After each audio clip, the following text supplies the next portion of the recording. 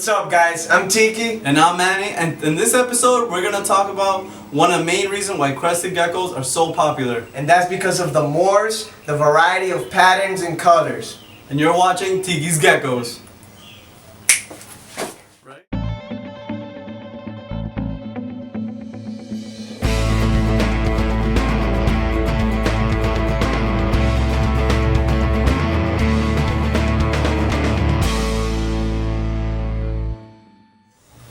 So in this episode, we're gonna really break down the morphs, some of the morphs that we prefer, the ones that we work with the most, and some of the more popular morphs. We're not gonna get to all of them because there's honestly too many to get to, but we're gonna talk about, like I said, the ones we work with the most. Yeah, and we also have an older YouTube video running through, again, a couple of some other morphs. So if maybe one of the morphs that you're interested in knowing more about isn't on this video, then you can check our older video and maybe that will help you out as well. So the first one we're going to start off with is the Harlequin.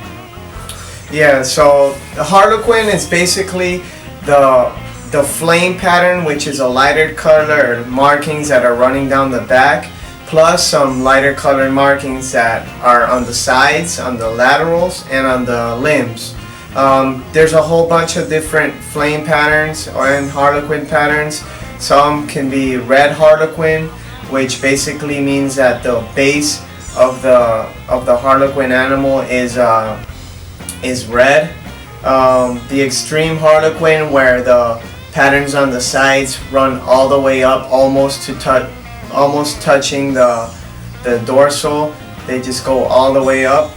And the Halloween, which is a really popular one, which is basically when the markings of the Harlequin pattern are a bright saturated orange when it fires up, and the base gets almost black, very dark. And now we're going to talk about definitely one of our favorites, but probably our favorite morph, which is the Pinstripes. Yeah, the Pinstripe is basically the two raised rows of scales that run from the crest all the way down to the tail base. This is probably one of the most popular morphs and the most sought after, and for a very good reason. It's very, very attractive. There's a whole bunch of different variety. There's dark and cream pinstripes, where there's a bright contrast between the dark base and the cream, the markings of the cream in the pinstripes, in the dorsal pattern or in the side pattern. There's also the yellow pinstripes, which basically have a yellow base and usually white or yellow bright pinstripes. Again, red pinstripes, which will just show a red base instead of a yellow or instead of a dark base. And some that are a little bit harder to explain are the Quadstripes, the Phantom, and the reverse pinstripes. A Quadstripe is basically when the Harlequin pattern along the side, it forms a lateral line, and when it has that on both sides, you could call it a Quadstripe. Okay?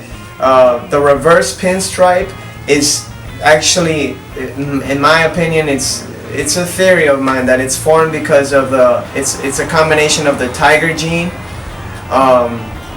with the pinstripe gene, which makes like a marbling, like a darker line running down the bottom part of the pinstripe. And the Phantom is basically when the pinstripe scale are muted. They're not white and they're not yellow. They're one solid color all around with the animal. The next morph we're going to talk about is the Patternless. This is more for the people who don't like as much pattern, or as we say, noise on the animal itself. Yeah, the Patternless are very simple. They usually the people who like Patternless prefer to go with a solid red Patternless. A very attractive gecko is just red all around or orange all around. There are also yellow Patternless animals, and they're also very attractive. Again, there's dark Patternless animals, but those tend to be the ones that the ones that people don't want as much. And with all these morphs, there's specific traits that could also go along with all these morphs. And there's a bunch of those, but we're gonna explain some of our favorites. Yeah, so we'll start off with the drip. The drip trait is basically when right underneath the pinstripe or the dorsal pattern, there's white dots as if the dorsal was dripping down, and it could be like white or cream dots that are running down basically the dorsal. Another very similar trait is the snowflake. The snowflake are white dots that will usually be around the limb or the sides of the animal, and this is a very rare trait. It's not seen in many geckos, but it's very attractive and it's somewhat related to the drip. Another very sought after trait is the crown. The crown is basically when a crested gecko has a huge flap, a huge head, so it looks like it's wearing a crown. One of the most popular traits is the Dalmatian. Again, these are independent traits, which mean that they could be with different kinds of morphs. They're not just limited to one type of morph. So the Dalmatian trait is basically what it sounds like the Dalmatian dogs. They have black spots usually all around their body. There's also something called the Super Dalmatian, which would involve a lot more spots than a normal Dalmatian.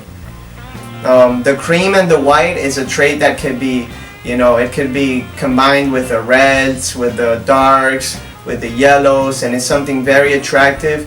It's usually when the dorsal and the lateral pattern on the Harlequin, or pinstripes as well, is a bright cream or a bright white. It's very sought after. And the portholes are kind of like just basically on the side, they're dots, big dots of white or cream. And you guys gotta keep in mind that a lot of these traits that we just talked about, you don't see them right out of the egg. Yeah. It takes time for them to develop into this. Yeah, like pretty much every reptile goes through an ontogenic color change, which means that from the time it is a baby to the time it is an adult, it's going to go through a big color and pattern change. Crested geckos are no different. They they might start off as looking very similar, all of them, but when they grow up, that's when you see the big difference. Alright guys, so that wraps up this video. I hope you enjoyed it. Hopefully now you guys get to understand a little bit some of the specific traits and patterns and morphs and colors and all that. And make sure you follow us on Instagram, Facebook, Twitter, and Snapchat for cool pictures, updates, and sales of our animals. Awesome. See you next time. And you've been watching Tiki's Geckos.